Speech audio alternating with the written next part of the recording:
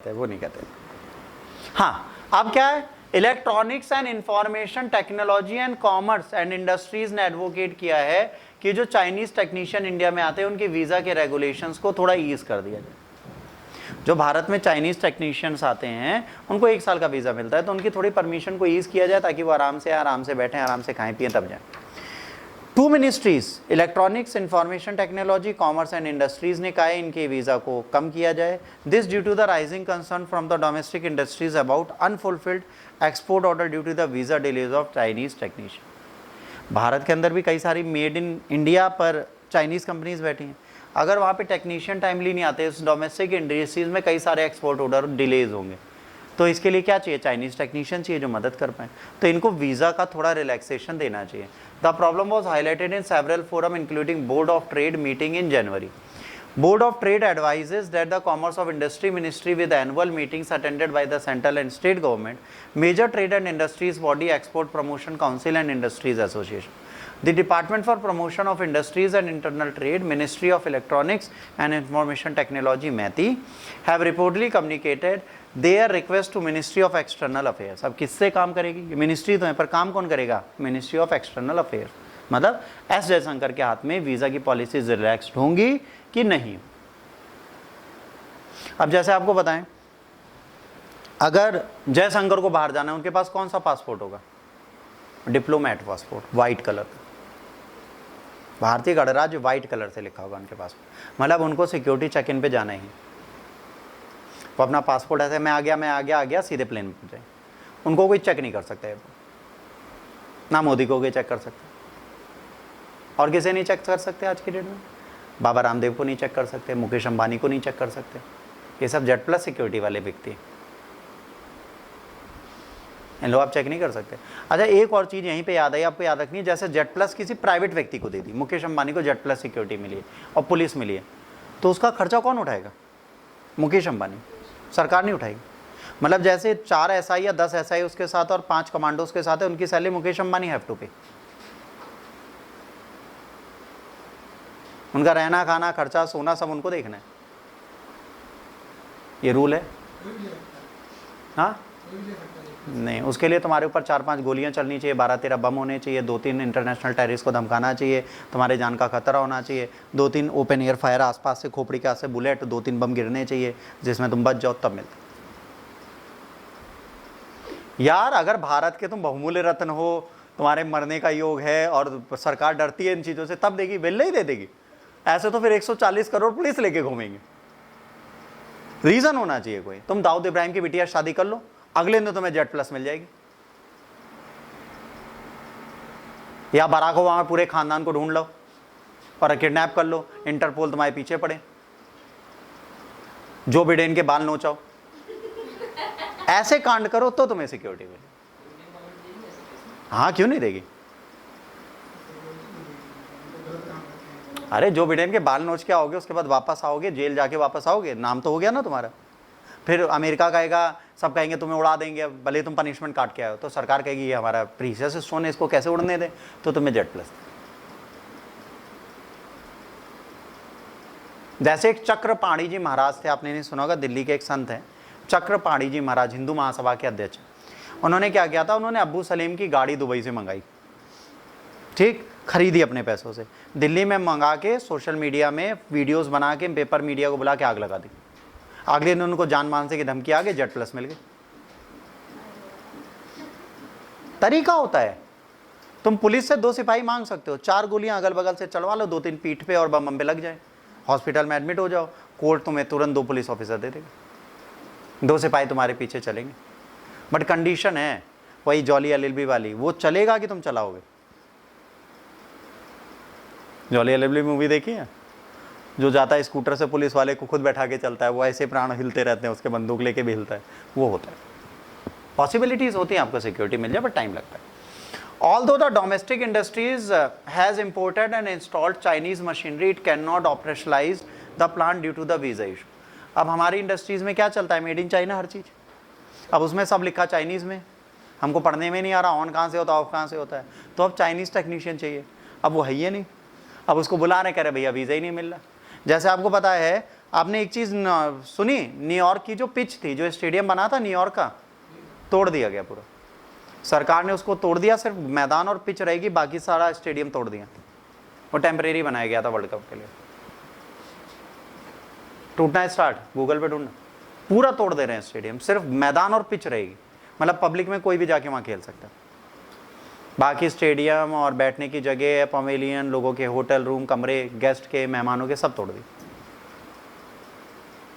28 JCB दिन रात काम कर रही हैं, क्योंकि अब न्यूयॉर्क में कोई मैच होना नहीं। और 3 भारतीय वापस आ गए इंडिया, यशस्वी जायसवाल, रिंकू सिंह वापस आ गए। क्यों? क्योंकि अब अगले इनके मैच कहाँ हैं? वेस्ट इंडीज में। सारे सब आ रहे हैं, वीज़ा के चक्कर में आ रहे हैं, क्योंकि उनका यूएस तक का वीज़ा था, अब वेस्ट इंडीज़ का वीज़ा है नहीं, अब वापस आ गए यहाँ से वीज़ा अप्रूव करा के फिर से।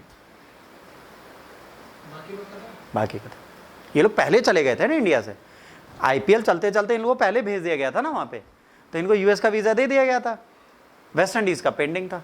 अच्छा, स्पोर्ट्समैन को ब्लू पासपोर्ट मिलता है, विराट कोहली भी नीले पासपोर्ट पे घूमेंगे, धोनी भी नीले पासपोर्ट पे, पर उन्हें जेड प्लस दी गई। तो टैलेंट होता है, आप लोग कोशिश करो, आपको भी मिल जाएगी। The issue arose after the Galwan clash in 2020। एक गैलवान क्लैश हुआ था, उस क्लैश के चक्कर में क्या हुआ था, गलवान वैली का क्लैश अगर आपको याद हो 2020 में, उसके बाद चाइनीज़ को बहुत ईजिली पासपोर्ट नहीं मिलता था, ना वीज़ा मिलता था। तो वो इशू आज भी चला है। उन्होंने कहा भैया वो कलेश हो चुका, ख़त्म हो चुका, अब इस कलेश को बिठाओ और हमारी रक्षा करो। तो शंकर भगवान बैठे हैं ऊपर, जेएस साहब, जयशंकर सुब्रमण्यन में कहा ओके तथास्तु, ठीक। अब since the efforts sent to Indian professionals to China have been ineffective, हमने कोशिश की इंडियन प्रोफेशनल को चाइना भेजते हैं, वो जाके सीख आएंगे मशीन कैसी चलती है। अब वो चाइना पहुंचे, घूमने लगे, वाह दिस इज चाइना, यहाँ सस्ती डॉल मिलती है, सस्ता खिलौना मिलता है, सारा खरीद लाए। फिर कहे गए कहे थे मशीन सीखने, करे वो तो नहीं किए। तो जो इंडियन प्रोफेशनल है, शॉर्ट टर्म ट्रेनिंग से वो काम नहीं कर सकते। जैसे मैं आपको कहूँ बेटा ये मार्कर है, ये ऐसे ऐसे खुलता है, ये ऐसे बंद होता है, ये पैक हो जाता है, इसमें कोई दिक्कत हो ऐसे छिड़क देना, तुम आए यही करते रहे, चला ही नहीं। आप कहो सर फिर से पासपोर्ट वीज़ा, तो फिर जाएंगे घूमने, तो ये पॉसिबल नहीं। तो जो इंडियन प्रोफेशनल्स भेजे गए वो बहुत ज़्यादा फ्रूटफुल नहीं मिले। उनको भेजा गया कि सीख क्या मशीनरी कैसे चलती, नहीं सीख पाए, फंस गए हम लोग। अब quickly approved visa to importers but delayed those the Indian manufacturer and government officers. अब भाई वीज़ा मिल नहीं रहा इम्पोर्ट्स करने के लिए, पासपोर्ट की परमिशन है ही नहीं। कई सारे चाइनीज़ ऐसे होते हैं जिनको लाने से पहले बहुत सारे पेपर वेरिफिकेशन देखने पड़ते हैं। तो भाई सरकार ने कहा अब इनको लाएं कैसे, यहीं पर हम फंस गए। अब हमारी प्रॉब्लम क्या है, हमारी डोमेस्टिक इंडस्ट्रीज़ में सबसे ज़्यादा डिपेंडेंसी किसकी है, चाइनीज़ मशीनरीज़ की। हमारी कंट्री में हर चीज़ तो चाइना से आती है। अरे हम आपको बताएं, कैमरा इंडस्ट्री बंद हो जाएगा, टेक्नीशियन ना है। ये कैनन का लेंस के अंदर देखो लिखा होता है मेड इन चाइना। कैमरे को पूरी अस्थि पंजर खोले ना, हर एक पुर्जे में मेड इन चाइना कहीं ना कहीं लिखा मिलेगा। हमारी कंट्री में तो धागे तक चाइना से बन के आ रहे हैं आज की डेट में। इंडिया वाले चाइनीज का ठप्पा लगा के मेड इन इंडिया करके बेच रहे। ये भी बहुत टैलेंटेड काम है। तुम चाइना का एक नाम सामान लाओ, फिर उसकी चाइनीज़ भाषा मिटाओ, फिर उसको उसी कलर का पेंट करो, फिर उसमें मेड इन इंडिया का टप्पा मारो, फिर सरकार से अप्रूवल कराओ कि मैंने बनाया, उन्हें यकीन दिलाओ मैंने बनाया। फिर वो कैसे बनाया करे ये नहीं पता, बस मैंने बनाया, फिर आप बेच दो, फिर उसकी वारंटी भी दो जो चाइना नहीं दे रही। रोज़ आपके एम्प्लॉइज़ खराब, जितने भी आपने इलेक्ट्रिक एम्प्लॉइसेस देते हैं सारे ख़राब हो रहे हैं। अब हम माथा लेके बैठ गए, अभी कैसे बनेंगे। फिर आप चाइना गए, वहाँ से 4 लेबर उठा के लाए जो बना लेते थे वो सब चीज़ें, फिर उनको हायर किया। 1 साल आपने वारंटी वाली चीज़ें बना के वापस बेची, तब तक उनका पासपोर्ट हो गया क्लैश, तब तक आपने किसी को सिखाया नहीं, एक्सपायर होने का तो वो चले गए। अब आपके पास इतना सारा वापसी आ गया, अब बर्बाद हो गए। तभी आपने कहा भैया प्लीज़ वीज़ा दे दो। कंडीशन ये बनी है, मशीनरी है चलानी नहीं आती। ये तो वही बात होगी, मेरे यहाँ एसी लगा है, ठीक, मतलब डिब्बा आ गया एसी का बढ़िया, हमने चाइनीज़ एसी मंगा लिया जो ठंडा गर्म दोनों करता है, सील पैक रखा है, पूरी गर्मी बीत गई। लगा क्यों नहीं, चाइनीज़ टेक्नीशियन आएगा तो पाइप जोड़ेगा और स्विच ऑन करेगा। तो खरीदा क्यों तुमने मशीनरी? 4 साल से मशीनरी है पर काम करने वाला नहीं है हमारे देश में, क्योंकि हमें मशीन ऑन करनी नहीं आती, और ऑन करते हैं तो वो उल्टा चलती है। कभी कभार सच बताएं, किचन के भी काम में बहुत अच्छी चीज़ है। कुछ लोगों को पता है ओवन होते हैं जिसमें बटन दबा के ओवन खुलता है, कुछ सीधे पुश करता है। अब जैसे नीचे कैफ़े में उसमें बटन है, ऐसे प्रेस करोगे तब वो अपने झटके से खुलता है। लोग उसे खींचते रहते हैं, खुल जा खुल जा खुल जा। अरे वो नहीं खुलेगा भाई, वो दबाने से ही खुलेगा। अब जैसे लिफ्ट है, हमने एक जन का भाई साहब लिफ्ट से चले जाइए, वो धक्का दे रहा लिफ्ट खुले। हमने कहा भैया बटन लगी है, वो धक्का दे रहा खुल खुल खुल। तो आप समझिए आज की डेट में इंडियन टेक्नीशियंस भी जरूरी नहीं है। आपको पढ़ाई लिखाई आती है इसका मतलब ये नहीं आपको सब कुछ आता है। मैंने ऐसे ऐसे इडियट देखे हैं जो एक्टिवा को भी स्कूटर की तरह पूरा टेढ़ा करते हैं फिर स्टार्ट करते हैं, शायद हो जाए। पहले स्कूटर में राइट हैंड साइड इंजन होता था तो टेढ़ा करना होता था, कार्बोरेटर में पेट्रोल आ जब तो सेंटर में लगाए वो पूरा लिटा देते हैं। बस चले तो उल्टा हैंडल के बल खड़ा करके किक मारे, बस वो पीछे से बैठ नहीं पाएंगे ना, नीचे से जमीन में घुस के। हमारे देश की विचित्रता यही है, आप कुछ नहीं कर सकते इस देश का, है ना। आप पहली चीज, हमारे यहाँ सबसे बड़ी प्रॉब्लम है, सबसे ज्यादा चाइनीज प्रोफेशनल्स हाई क्वालिटी के होते हैं। वो 150 आइटम्स हैं सेम रिसोर्सेज के जो प्रोड्यूस करते हैं 100 से ऊपर। चाइनीज टेक्नीशियन इंडिया में स्टे करते हैं 1 साल के लिए, अपने एक्सपर्टीज बताते हैं, फिर वापस चले जाते हैं, ताकि जो मैन्युफैक्चरिंग का इंटरेस्ट है उतना पता चल जाए। जैसे पता है आरबीआई का आर्टिकल 26(2) सेक्शन 26(2) ये बोलता है कि आप डिमोनेटाइजेशन कर सकते हैं। ये किसी को नहीं पता था, मशीनरी में पहले से था, बट इसको हमारे देश के गुजराती टेक्नीशियन ने ढूंढा। और 2000 कब हुआ था नोटबंदी? 14, 15, 16, 17, 18, 16 नोटबंदी कर दी। तो वही चीज इन्होंने उतना सिखा दिया जितना जरूरी है, उसमें और भी नई चीजें थी जिससे चाइना हमसे ज्यादा बेहतर प्रोडक्शन कर रहा था, हम बता के नहीं गए, हम नहीं कर पा रहे। तो चाइनीज टेक्नीशियन की हमें जरूरत पड़ेगी। The domestic industries relies on the Chinese professional because of its significant dependence on China for crucial components most electrics and electronic segments. आपको पता है बोट जैसी कंपनी जो कान में आपको सुनने वाला यंत्र देती है, उसने क्या किया है, वो क्या करती है आपको पता है? बोट इतनी बड़ी कंपनी क्यों है, क्या करती है? रीब्रांडिंग। चाइना जाती है, चाइना की 3rd ग्रेड कंपनी को ढूंढती है, उससे 12 लाख यूनिट बनवाती है, इंडिया में मंगाती है और बोट की ब्रांडिंग करती है और बेच देती है। इसका कोई भी असेंबली प्लांट है, मैन्युफैक्चरिंग प्लांट नहीं है। इंडिया के अंदर बोट का कोई भी मैन्युफैक्चरिंग प्लांट नहीं है, असेंबली प्लांट। मतलब आया, उसकी पैकेजिंग करो और पैकेजिंग भी वहीं से हो जाती है। वो कहते हैं ये बोट का लोगो डाल के बेच देना, बेच देते सस्ते में। जो बोट की आपको ईयरफोन्स मिलते हैं 500 के, वो आते 25-30 रुपए। जो 1200-1500 का मिलता है 75 से 110 रुपए का मिलता है, ब्रांडिंग के साथ 300 रुपए का बस। सोचिए, टैलेंट हो आपके अंदर, आप चाइना जाने लगो, 15-20 दिन चाइना रह के आओ, 1 साल में फिर अगले साल जाओ। आप सच में भारत में कोई काम नहीं करोगे, चाइना जाओगे, कहोगे भैया ये सामान बेचो, हम वहां बेच देंगे। जाओ। चाइना टेक्नोलॉजिकली हमसे ज़्यादा सुपीरियर है, बिल्कुल डिनाई नहीं है। चाइना पागल नहीं है। चाइना ने जो एप्पल को बुलाया तो पता है क्या किया? एप्पल की चीज़ों को समझा कि एप्पल मोबाइल्स बनाता है कैसे। चाइना में एक रूल है, चाइना किसी भी चीज़ को कॉपी कर ले वहाँ पे कोई क्राइम नहीं है। वो चाइना ने डिट्टो एप्पल बना दिया, जिसे फर्स्ट कॉपी ऑफ एप्पल बोलते हैं, और चाइना धड़ल्ले से बेच रहा है। उसको बोलते हैं क्या, क्या बोलते हैं पता है? नहीं, बोलते हैं हांगकांग वर्जन ऑफ एप्पल। फिर कहते हैं इसमें क्या है, कह रहे हैं इसमें दोनों फिजिकल सिम लगते हैं, ई सिम नहीं होता इसमें, समझ लो डुप्लीकेट है। पर लोग लेते हैं 140 का मिल जाएगा, है मतलब 1,40,000 का, और ये तो 2 लाख का है। अरे 80 का मिल जाएगा, ये तो 1 लाख का है। अब ले लेते हो जोश में। चलता सेम में एप्पल जैसा है, iOS के एप्लीकेशंस आते हैं, iOS का अपडेट आता है, बट वो दूसरी वेबसाइट से आता है, एप्पल की फेक वेबसाइट से, और अब धड़ल्ले से चलाते हो। बेटा धांधली करनी सीखनी है तो चाइना से सीखो, पकड़ा जाए तो भी कुछ नहीं बिगड़ता। कह रहे हाँ करते हैं, क्या कर लोगे बताओ? तुम लोगों को बताओ कि ये हमारा डुप्लीकेट है। मतलब सोचो, एप्पल अब लोगों को बता रहा है कि चाइना डुप्लीकेट बेचता है, मेरा ओरिजिनल है। अब वो क्या कर रहा है? चाइना की ब्रांडिंग कर रहा है अपने चक्कर। चाइना वो ब्रांड है, कहता है तुम बताओ मुझे क्या मतलब। फिर वो कहते हैं ये सही है, ये गलत है, इसको ऐसे पहचानो। अब कहते हैं EMI नंबर निकालो, फिर यार साइड पे डाल। कौन डाले? इतना टाइम होता है? पहले फोन लेके हमें इंस्टा के लिए वीडियो बनाना है, I am unwrapping my new Apple. EMI कौन देखता है? IMI से मतलब नहीं, अनरैपिंग है, लग गए, ये कैंची से काटा भैया, ये देखिए डब्बा, फिर खोला, ये देखिए जिल्द वाला, मतलब पन्नी वाला फोन, फिर पन्नी बिना जिल्द वाला फोन, फिर कवर लगा के विद कवर फोन, फिर देखिए ऑन किया, लिखा है नमस्ते। ये करने का टाइम है हमारे पास? चेक कोई नहीं करता। आज तक हमने जिंदगी में किसी चीज की अनबॉक्सिंग की नहीं वीडियो बना के। अरे आजकल तो सही बताए ना, लोग मोजे की अनबॉक्सिंग कर रहे हैं यार यूट्यूब पे। कि ये देखिए 60 रुपए के 3 मोजे, आइए आपको दिखाते कैसे हैं। फिर अनबॉक्सिंग की, फिर पहना, यहां चुभ रहे हैं लग रहा है, आप मत लीजिएगा। इतने गजब लोग आ गए हैं। हमने तो यार रोलेक्स पे जूते बिकते देखो, लोगों को खरीदते हुए देखा सेकेंड हैंड जूता। Old edition of Nike just 8,000 rupees, लोग खरीद रहे। पहना हुआ जूता बताओ, शनि भारी होते हैं लोग पहनते हैं।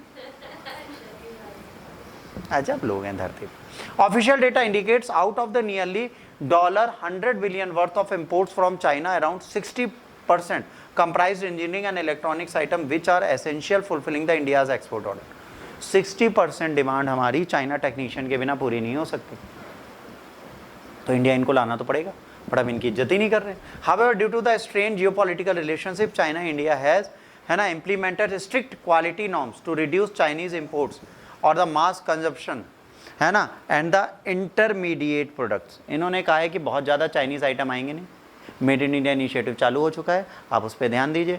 अब एक बात बताओ, मेड इन इंडिया इनिशिएटिव में तुम पहले मेड इन इंडिया मशीनरी तो लाओ, जिसमें लिखा हो कृपया ये वाली बटन उल्टी घुमाएं, अपने हाथ की उल्टी दिशा में बेवकूफ़, हाथ की सीधी दिशा में उल्टा नहीं। जैसे उल्टा ये वाला हाथ है, हम इधर से घुमा रहे तो इधर नहीं, उल्टी दिशा मतलब रियल उल्टी, तो वो एरो बनाए, कृपया इस एरो को फॉलो करें। मैं आपको बताऊं, इसी बिल्डिंग के नीचे लोग खड़े होते हैं और कहते हैं सर ये मणिपाल कहाँ है, हम कहते हैं ऊपर शीशा नहीं पड़े, कह रहे नहीं, हमने कहा फर्स्ट फ्लोर। उन लोगों को तुम गिर्री घुमाना सिखाओगे, तो मशीनरी हम नहीं बना पा रहे, प्रॉब्लम ये। Simultaneously India is promoting domestic manufacturing production linked initiative, है ना, linked initiative scheme, strategic area में प्रोडक्शन लिंक्ड इनिशिएटिव स्कीम के तहत हम कह रहे हैं कि भारत में ही प्रोडक्ट हम बनाएंगे और भारत में ही धड़ल्ले से बेचेंगे। वीज़ा नॉर्म्स बिल्कुल अलग अलग है। अब क्या है, जब भी कोई एम्प्लॉयमेंट वीज़ा होता है 1 साल का मिलता है स्किल्ड प्रोफेशनल को, while business visa is valid for 5 years, those settling in the venture in India. However, Chinese nationals only single entry tourists, business visa valid up to 3 months, issued with the other visa type requiring prior clearance. अगर business के लिए भी आ रहे हैं तो भी 3 महीने में तुमको जाना पड़ेगा अगर चाइनीज़ हो तो, और कई सारे क्लियरेंस है, पहले चेक करेंगे वो चाइनीज़ आर्मी का तो नहीं है, रा एजेंट तो नहीं है, यहाँ का एजेंट तो नहीं, वहाँ का एजेंट तो नहीं है, कोई खुफिया जानकारी तो नहीं ले जाएगा, ये मशीनरी में कोई चिप तो लगा के नहीं रहा है, ट्रैक तो नहीं लगा के ला रहे, बहुत सारी कहानी चलती है। ठीक, इसके बाद additional employment visas are not granted for job that qualified Indians can perform. अब यहाँ पर क्या है, जो भारतीय खुद काम कर सकते हैं उसके लिए चाइनीज़ को परमिशन नहीं देते। जैसे कहा ये हैंडल कैसे घूमेगा, तो मोदी कहेगा खुद घुमाना सीखो ना, अब इसके लिए भी चाइनीज़ बोले ना, जाकर सिखाए तुमको वो आगे। सर ये ऑन ऑफ नहीं हो रहा, लाल बटन ऑफ हरी बटन ऑन, चाइना से कह देना डाल के दिया करे, भेजेंगे नहीं वहाँ से हम किसी को। तो क्या अभी स्ट्रिक्ट नॉर्म्स है, फालतू के लिए नहीं बुला सकते, तो प्रॉब्लम आ गई। अब हमारे यहाँ लोग ही नहीं आ पा रहे। Industry sources noted that while the government permits limited entries to the Chinese professional under production linked initiative schemes, ठीक है, manufacturers are forced to relocate operations to the countries like Bangladesh where they are no strict restriction. अब क्या होता है, हम manufacturers relocate करते हैं अपने ऑपरेशन को, कहाँ पे, बांग्लादेश जैसी कंट्री में, जहाँ पर इनके लिए कोई भी प्रॉब्लम जैसी चीज़ है ही नहीं। वो कहाँ पे ट्रांसफ़र कर देते हैं, उस जगह ट्रांसफ़र कर देते हैं अपनी प्लांट्स को, अपनी मशीनरीज को, जहाँ पर कोनो प्रॉब्लम हो ही ना। FDI रिस्ट्रिक्शन भी लगा रखा है चाइना से कि हम वहाँ से बहुत ज़्यादा पैसा नहीं ले सकते। फॉरेन डायरेक्ट इन्वेस्टमेंट मतलब चाइना सीधे हमारी कंट्री में आके कोई कंपनी नहीं खोल सकती। ये सारे रिस्ट्रिक्शंस हैं, और ये सारे रिस्ट्रिक्शन भी कहीं ना कहीं हमारे लिए प्रॉब्लम है। वैसे भी बैलेंस ऑफ ट्रेड, जो बैलेंस ऑफ पेमेंट है, वो बैलेंस ऑफ पेमेंट हमेशा चाइना के फेवर में जाती है, तो हम FDI वैसे भी चाइना से ज़्यादा लेना नहीं चाहते आज की डेट में। ठीक, डोमेस्टिक इंडस्ट्रीज़ में भी इंडिया कोशिश कर रही है, शॉर्ट टर्म वीज़ा चाइनीज़ को दे रही है कि प्लांट में आके सेफगार्ड और रेगुलेशन सिखा जाएं, उसके बाद चले जाएं। तो वो कोशिश तो कर रही है, पर ये कोशिश सक्सेसफुल होते हुए नहीं दिख रही।